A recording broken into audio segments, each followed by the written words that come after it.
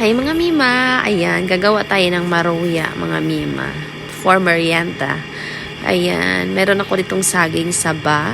3 piraso lang ginamit ko kasi konti lang kami kakain. Ayan siya.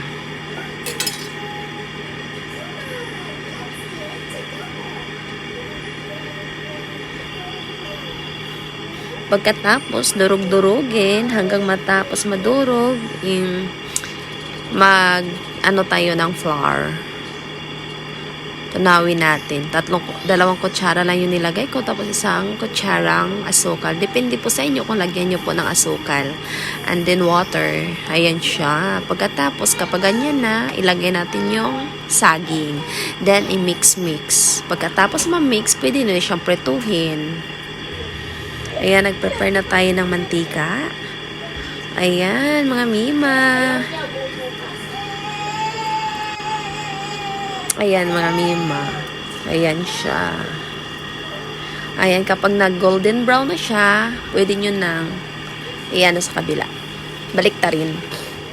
Ayan po, luto na ating maruya. Kain po tayo and thank you for watching. Bye!